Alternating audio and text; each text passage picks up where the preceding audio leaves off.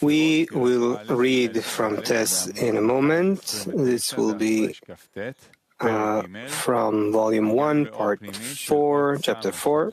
We are in the Inner Light for Item 60, starting from It Is Said. And before that, we'll read from Rav's words to direct ourselves for the lesson. Rav says this. I came into the study with Rabash. After 2 or 3 months that I started coming to him, they gave me permission to come to the morning lessons. So he says, how difficult this is, nothing is clear, but now I'm sure this is not like what I wrote before.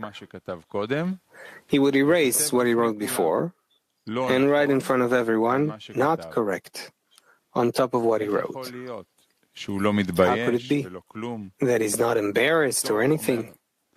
Well, he says, maybe it's us, but meanwhile, nothing is clear. The lesson ends. As a beginner, you would leave there after several months, but it's not clear to him. He's 80 years old, already completely immersed in this, born into this, everything. That's how it is. That is to say, you leave the lesson with a deficiency, with helplessness, with a kind of question, not satisfied with anything. And so day after day after day, and this dries you out in a systematic way. Systematic. Here we don't do it this way. There are questions, answers, all kinds of conversations, jokes. There it was very, very difficult, really studying without hope that you'll understand something. It's clear that we need to reach a state where it's clear to us that it's not clear. It's also clear to us that this is not a book. Yes, but there must be despair. Despair. So now we're going to read from Tess. We are reading from Volume 1, Chapter 4, The Inner Light for Item 60, starting from It Is Said. Before we go into the study, we will read Item 10 above, the words of the Ari. Item 10. The clash of the light of the records and the reflected light with one another engenders a fourth light called sparks. Then, there is indeed a fourth light born from the aforementioned lights. It is so because the third light, called reflected light, is extended and descends downward to shine in the sphere. At that time, it encounters the second light, called record, which remains below. However, they differ in their nature. For one is direct light and mercy, while the other is reflected light and judgment. Hence, they strike and clash with each other, especially since the light of the record wishes and yearns to ascend to its source, which is the first light. Although it does not actually ascend, as the record remains forever below, it nonetheless wishes and yearns to ascend. However, the reflected light descends below, and as they are opposites, of opposite nature, they strike each other, for there is clashing and striking only when the lights differ in their nature. Then, through their striking on each other, they generate sparks of light as reflected light, which is judgment, and worse than the light of the record, which is mercy. These sparks are the fourth light we have mentioned. We'll read again item 10. The clash of the light of the records and the reflected light with one another engenders a fourth light called sparks. There is indeed a fourth light born from the aforementioned lights. It is so because the third light, called reflected light, is extended and descends downwards to shine in the Sefirot. At that time, it encounters the second light, called record, which remains below. However, they differ in their nature. For one is direct light and mercy, while the other is reflected light and judgment. Hence, they strike and clash with each other, especially since the light of the record wishes and yearns to ascend to its source, which is the first light. Although it does not actually ascend, as the record remains forever below. It nonetheless wishes to and yearns to ascend. However, the reflected light descends below. And as they are of opposite nature, they strike each other, for there is clashing and striking only when the lights differ in their nature. Then, through their striking on each other, they generate sparks of light as reflected light, which is judgment, and worse than the light of the record, which is mercy. These sparks are the fourth light we have mentioned.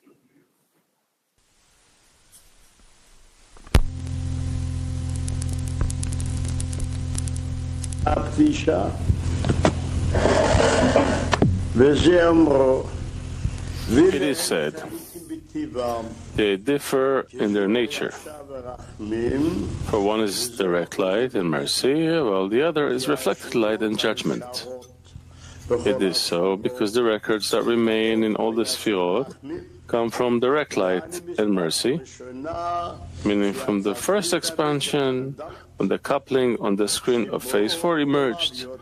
When the coarser it is, the better, for it is all mercy.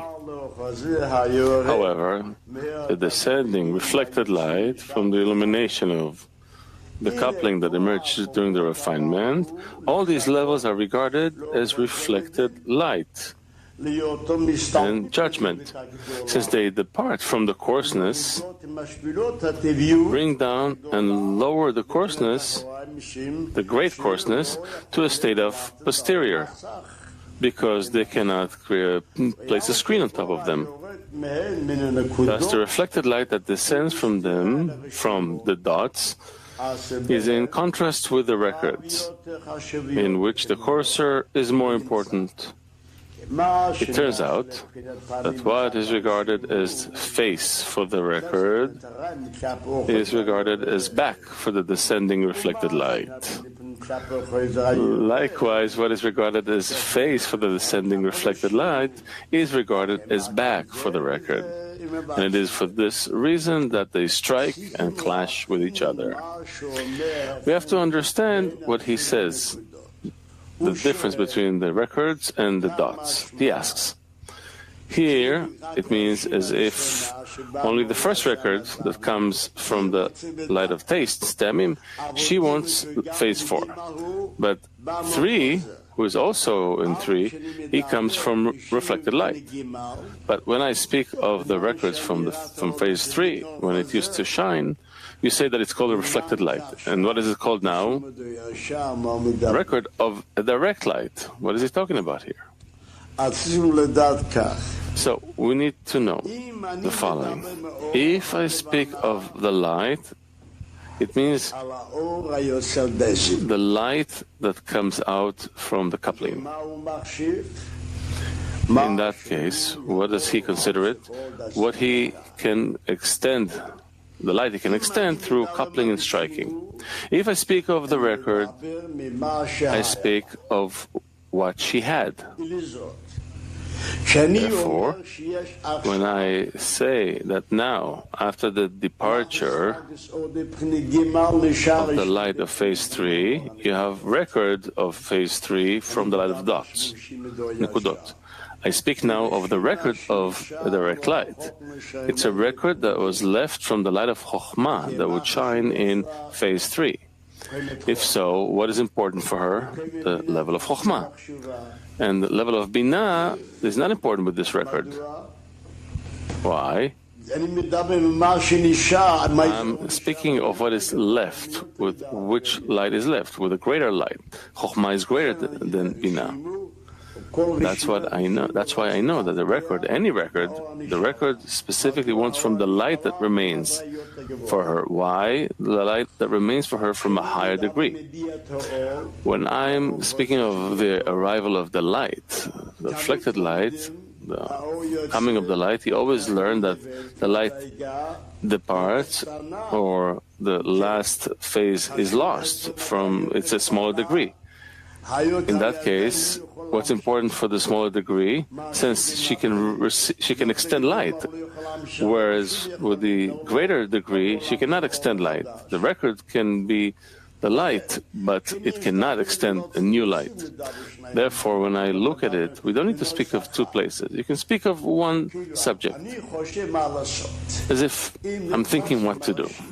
If we consider the records which come from phase 3, phase of Chokhmah, level of Chokhmah, why do I need to receive phase 2 to receive it? Now, if I will consider the new light that comes, the light can receive only the smaller degree, which is the phase 2. I don't know what to do.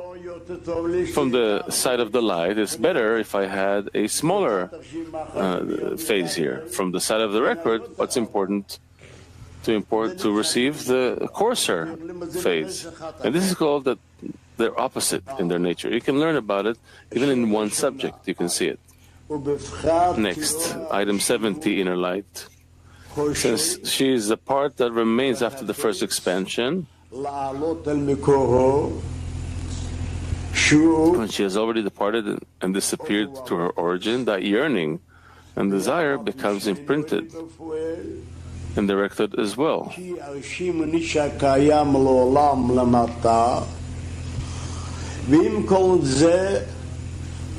Although it does not actually ascend, as the record remains forever below, it nonetheless wishes and yearns to ascend. It wants to follow the light. We will see it soon. But the reflected light is the light that comes anew. It descends, as mentioned. And you find two opposites in their nature, and they clash because there's no clashing and striking except if the lights are opposite in their nature. What does it say in 70? What is the meaning that the Reshimon wishes to and yearns to ascend to its source, which is the first light? What does it mean that it will be down below? 70. Since she is the part that remains after the first expansion, when she has already departed and disappeared to her origin, that yearning and desire becomes imprinted in the record as well. It is said, although it does not actually ascend, as the record remains forever below, it nonetheless wishes and yearns to ascend. In other words, even though the record is destined to remain in the vessel and never rise to her origin, she nonetheless has the desire to ascend, as the force of the light in general necessarily remains imprinted in her. I would explain it in the following way, as if write it down.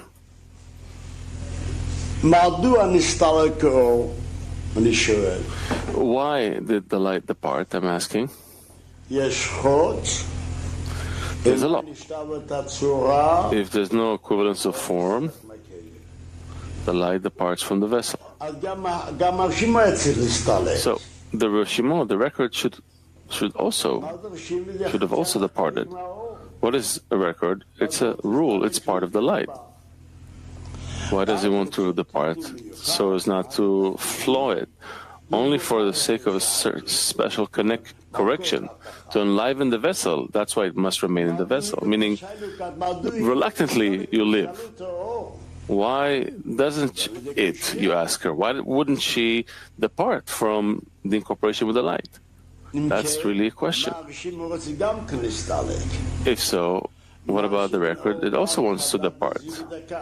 Whereas the light comes again through the coupling and striking, and it says, I want to receive this light now on a smaller phase. It doesn't matter, smaller degree. But what does it say? I do wish to receive. Why? Since I can receive in order to bestow, since this is a smaller degree. This is called opposite in their nature, or conflicting natures. The answer is, in order to have a correction of the lower one, you must leave a record to keep the vessel alive, to enliven it. Otherwise, there would never be a correction. These records are corrections by which the abundance will be revealed. Another point. We need to learn that the departure of the light also causes the purpose of creation to be revealed later. In that case, everything is corrections. Just like the correction for the departure is that later a second degree will emerge. We'll learn it. What is the clash of the inner light and surrounding light? We have to understand it better. What is phase 4? Rosh of Galgalta extended it. He received in this way the maximum it can receive in order to bestow. He received it. There's no more than that. Surrounding light comes and says, what will be the end? Meaning, if you stay this way, let's say with what you have now, 20% of the abundance, who will receive the remaining 80? It turns out that the 80% that it doesn't receive, in the form of a depiction, is all of that surrounding light that has to be revealed later. And what do we see? A departure. Now it can extend again. He has nothing. If he receives, he extends 19%. Before he had 20%, now it's 90%. In 19%, it can also shine. And then also a departure and correction. Then he extends later, 18%. In that case, where is the prophet here? He made an allegory about it. Remember the allegory? From two lovers, you get one king. I'll tell you about the allegory again. My father, blessed be his memory, he made an allegory. Two friends learned together, studied together. One became a king, a rich person. One became a pauper, and he owed a lot of money, and he would walk from door to door and collect alms, and then people would throw some few coins at him. He heard that his childhood friend became a king. He told him, come to him. He'll give him maybe an advice. He will have mercy on him. Eventually he came to see him. In short, what do you want?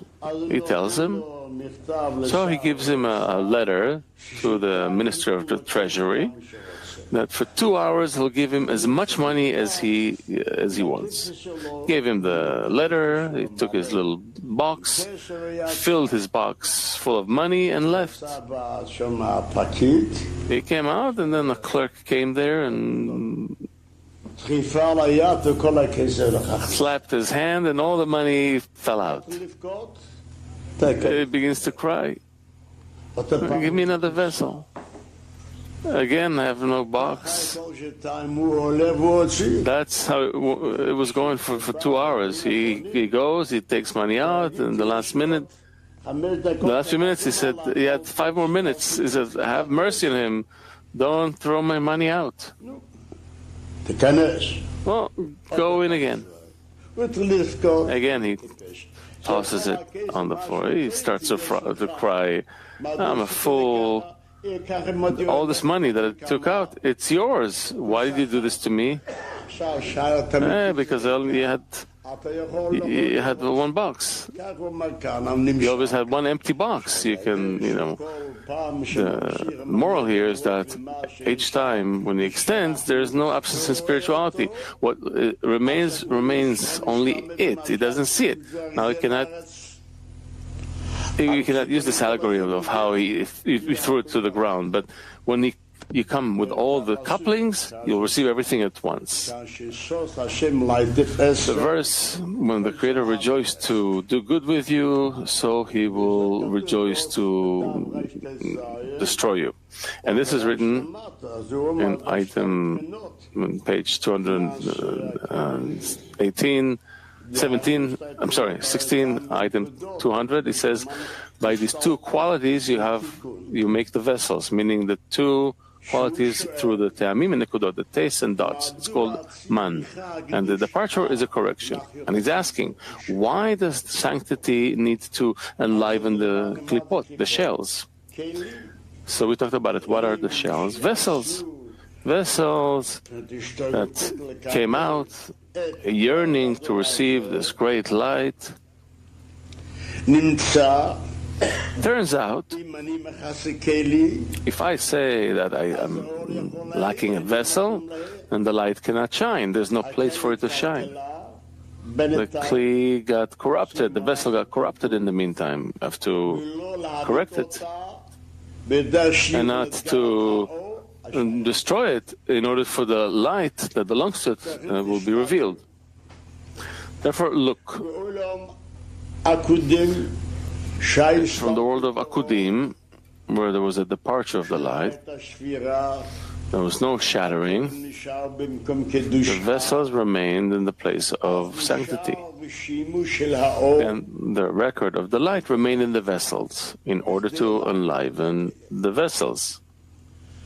In the world of Nekudim, during the shattering, when they came down to Bia, and the record is a part of the direct light, it cannot go down to Bia. There, the vessels had to be revoked. Who will resurrect them? Who will bring them to life? Therefore, we learned there as well that 320 sparks went down to bring life to the vessels and enlighten them. And the Ari brings an example from the words of the Zohar, the Holy Zohar, that says that the corporeal body dies, he says, and what's left is Hevel de Game. And through this Hevel de Game, this reflected breath, the light, the body can be resurrected. When we speak of spirituality, here he says the vessels that went down to Bia, the sparks that are a part of the record. As we learned that the record also divides into 2 qualities, just as the general light clothes in the general reflected light, so we learn that the light departs. When it departs, a part of the direct light remains. Also, a part of the reflected light remains. So the direct light, the record of the direct light, clothes in the record of reflected light. And both of them together are called record, Reshimo. However, part of the light is called the refined light in the record, and the part of the reflected light is called the coarse light in the record. So he says, just as we learn that during the time of direct light was shining in the reflected light, we say that the direct light and reflected light are mixed in one another, and you cannot discern a vessel there. Only after the light departs and the reflected light remains on its own, then we say that the reflected light is called a vessel. Same is here. When the record of refined light is clothed in the record of the coarse light, called reflected light, both are called records, reshimo. And there's no difference between the refined light and the coarse light. But when the direct light, the refined light, departs from the coarse light for some reason, meaning here in the world of Nikudim, the record of the direct light cannot go down below the parsa. And in order to enliven the vessels, the coarse light went down, so the coarse light that doesn't shine any longer is not connected with the refined light, also requires a new name. So it says it doesn't get the name, require the name of a vessel, because there the vessel has no connection with it. It departed. What's left of the vessel? The record. Whereas the record of the coarse light receives an illumination from the record of direct light. That's why this coarse light is called nitzutzim, sparks. And these sparks came down to enliven or resurrect the vessels in Bia. And you find that if he would not resurrect the vessels, he would lack a vessel to receive the light. That's why we need to resurrect or enliven the vessels. The difference is that in Akudim, the vessels remain, they never broke. So the direct light of the record remained inside the vessel to enliven it. And in the world of Nikudim, only the sparks went down to enliven the vessels. That's what it's all about. Item 80. It means that, but the reflected light, it descends below. It means that it is extended and comes from the emanator through a new coupling and descends and to clothe inside the goof. Again, it means that it is extended and comes from the emanator through a new coupling to this reflected light called dots, and descends to clothe inside the goof. So he interprets. Because all these couplings that emerge on the degrees of his refinement are done in the Rosh. And from there they are extended from above downward to the goof.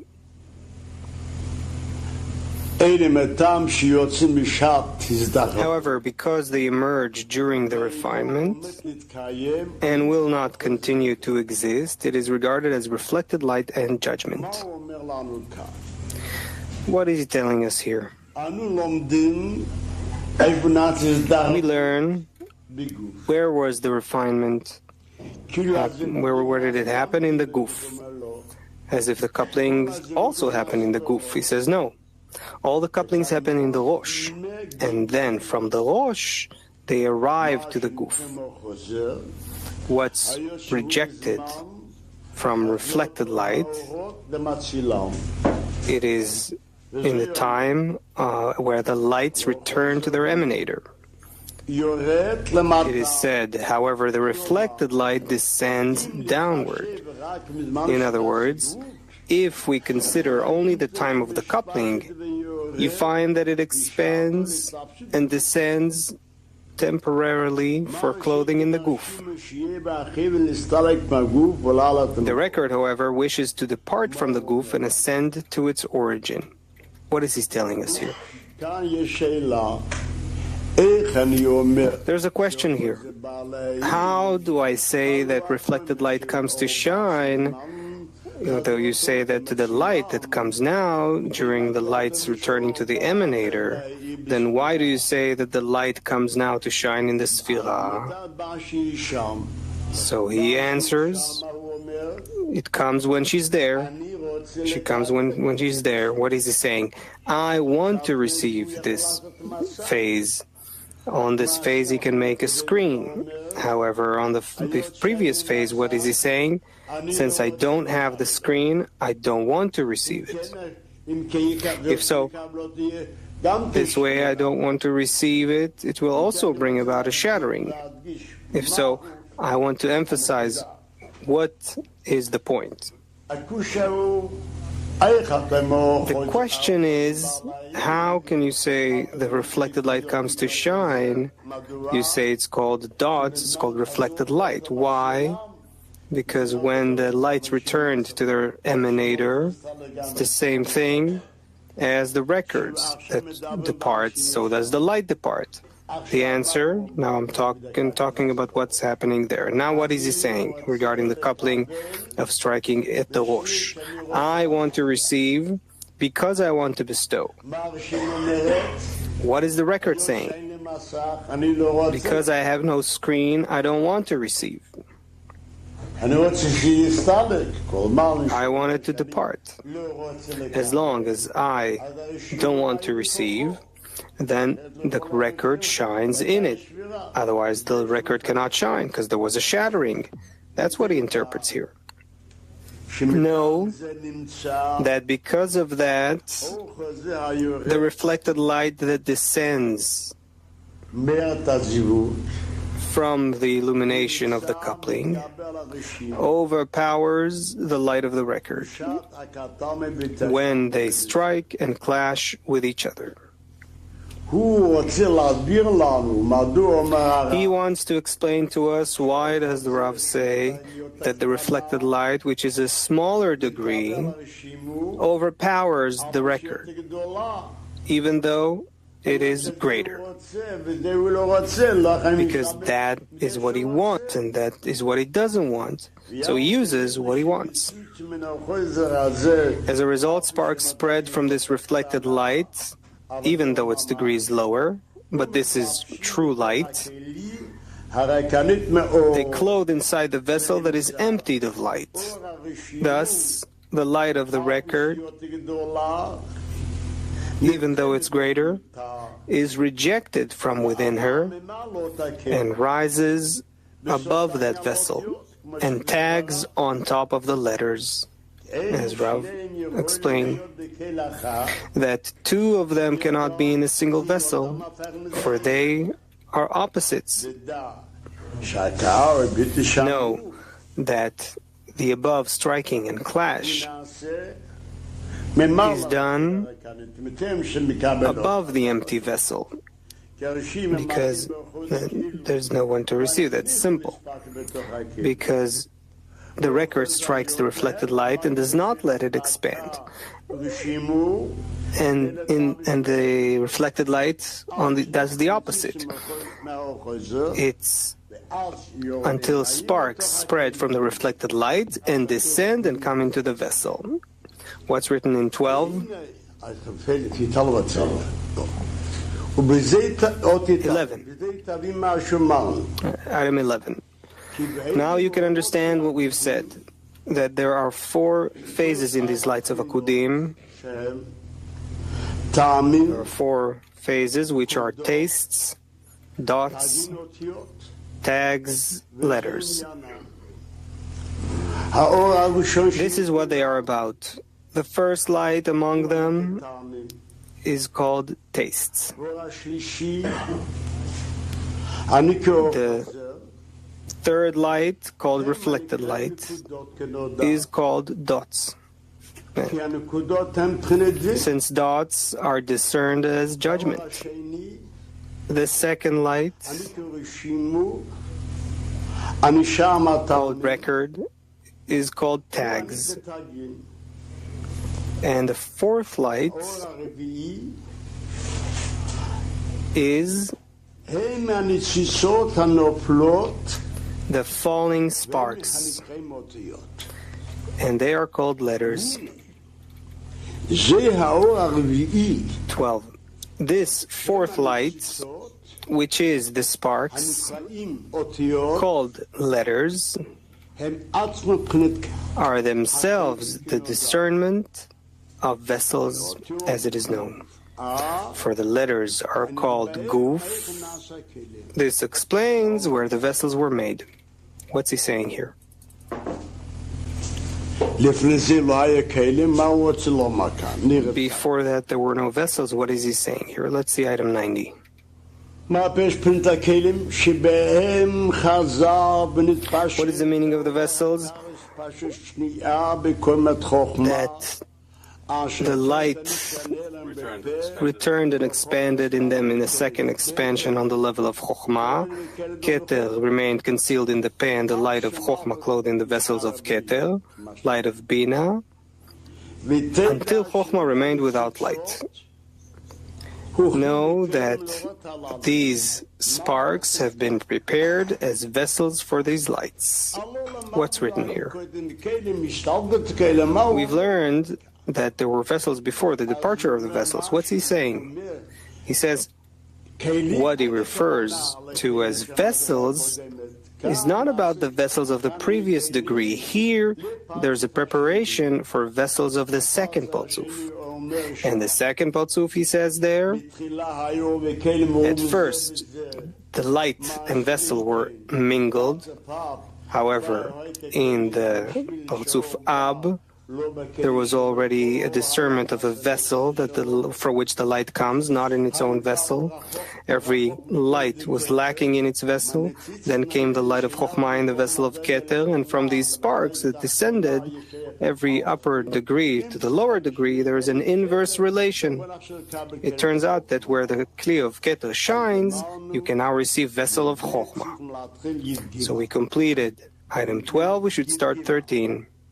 13. It appears to me that I had heard from my teacher that there were phases of vessels in them to begin with. However, these sparks mixed and connected with them and were in them as the 288 sparks that remained in the vessels of the world of Nikudim when they were broken. There's an example to this we learn from the vessels. Let's see what he interprets below. Item 100. The Ari explicitly wrote above. Chapter 2, item 10. That the coarse light that remained after the departure of the light of the first expansion are the phases of the vessels of the Parzuf themselves, in which the two lights came. These are called the second light, a record. That's the record that remains in the Parzuf of Te'amim called direct light. And the fourth light, that's the reflected light that descends, called letters. It is said, these were phases of vessels in them to begin with. I'll say what's difficult here. He says, when were the vessels made? After the sparks fell, then vessels were made. When did sparks form? When the light departed from the Parzuf of Keter. Where was it? Was it not in the vessels? Next. After that, there's a coupling over the coarseness of phase 3. Where there was a coupling of striking of direct light and reflected light. Isn't that vessels? Afterwards, he says the light returns, the reflected light from phase 3, these sparks that fell to phase 4, from that the vessels were made. Where was the light before? Where did it depart from?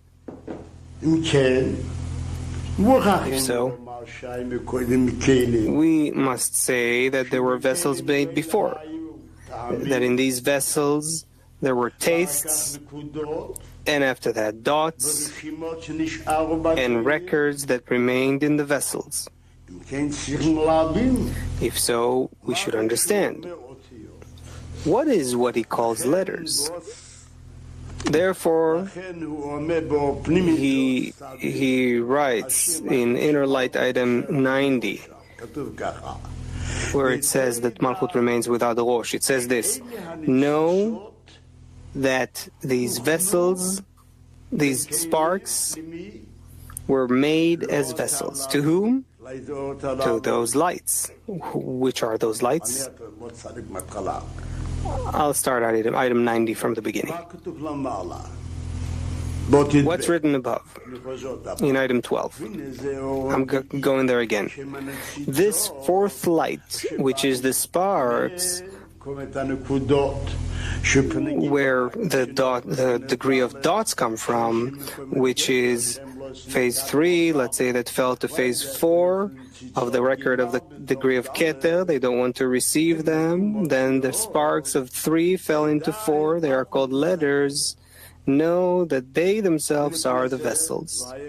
And before that, were there no vessels? 90 below. So he interprets that in them, what I call letters, which are vessels, the light returned and expanded in them a second expansion on the level of Chokhmah, which is called Patzuf Ab. Keter remained concealed in the Peh, and the light of Chokhmah clothed in the vessel of Keter, the light of Bina in the vessel of Chokhmah, etc., until Malchut remained without light. Know that these sparks have been prepared as vessels for these lights. Which are those lights? In the second Patzuf. Turns out these vessels had the first expansion. What I call sparks that were made vessels were without the second expansion. What does it mean? If we say that sparks of phase 3 from the level of Chokhmah fell to the records that they had from the level of Keter. Therefore, when the light of Chokhmah comes into the vessel of Keter, there's already a preparation, meaning the sparks are also Chokhmah in the vessel of Keter. Therefore, only afterwards the light of Chokhmah can come in the vessel of Keter, because there's a preparation for this vessel. What? How? The 3 of the level of Chokhmah of sparks, they fell into the record of the level of Keter. It has the light of Chokhmah in the vessel of Keter. So what does he say here? That there was a preparation made for the vessels of Patzuf Ab. But we're now talking about the vessels of Patzuf Galgalta. That's what he says here, below. It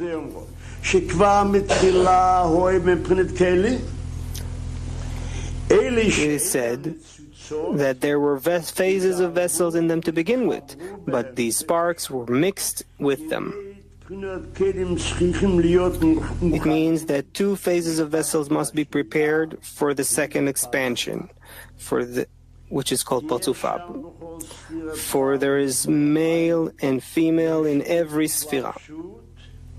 Thus, that means the record of clothing and the record of coarseness, as written in Tree of Life. Thus, of these phases of vessels that were in them to begin with, from the above coarse light, meaning the light that departed from the degree of tastes, which was before 4 of coarseness. What's left? 4 of clothing from level of Keter,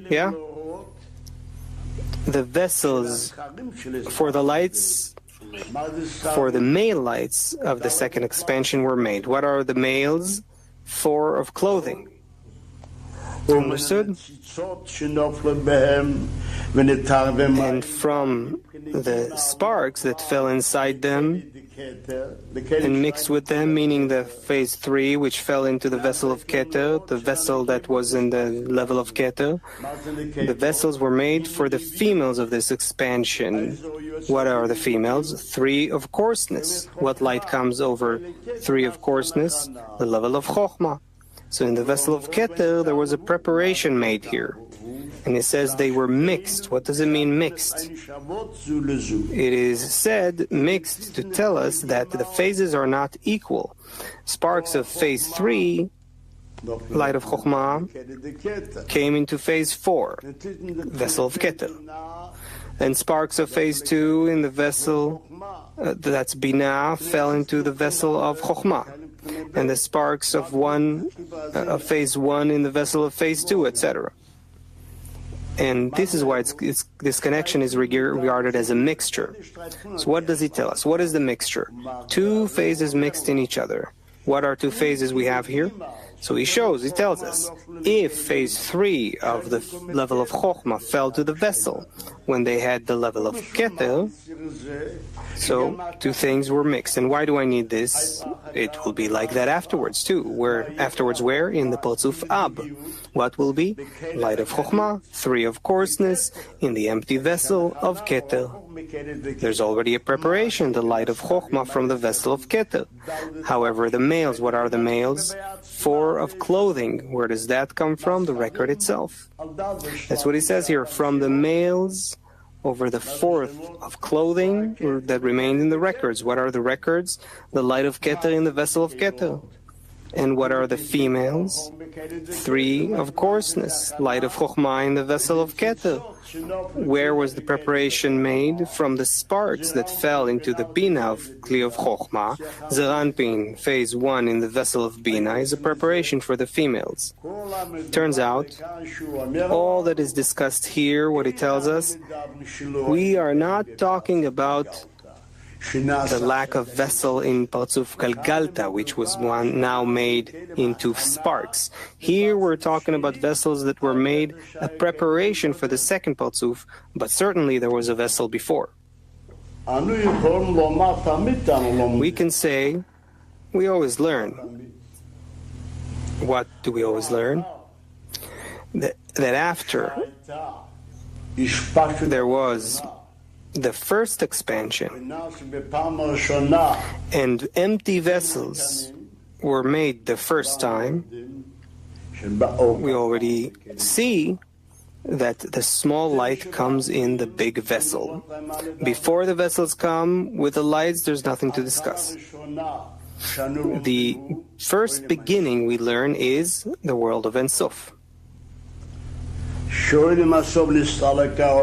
When the world of Ein Sof, its light departs, there was a world of restriction. Only vessels of circles are left. What light did they have? Light that fills all of reality. Then what light they received? A line. A line. And that line we call Ak, Parzuf Galgalta. There was a departure here in the Parzuf Galgalta from the level of Keter. What light comes next? Light of Chokhmah in the vessel of Keter. So it turns out that there's always a smaller light that comes into a greater vessel. You're asleep, huh? Typically we learn that the restriction was on part of the lower one. The light would shine due to the desire to do good to the created beings. So Malchut wanted equivalence of form. She had a choice of staying that way. Later he calls that the embellishment, the adornment. This is called that the light, in terms of the light, there was no change. The light of Ein Sof, he says, shines into that space in all the 10 Sefirot of circles equally. But this is called illumination from afar, because the lower one doesn't want to receive it.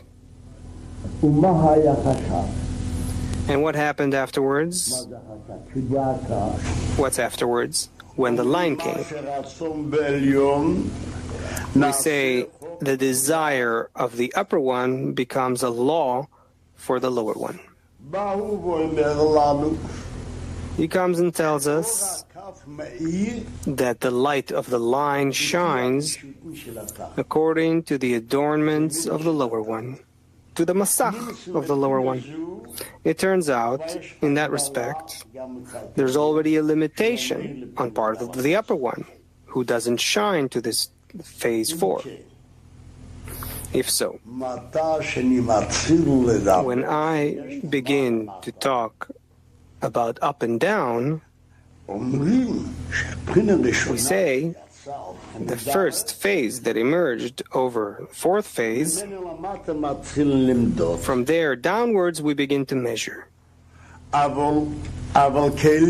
But vessels where there was no up and down, that we don't discuss. Understand?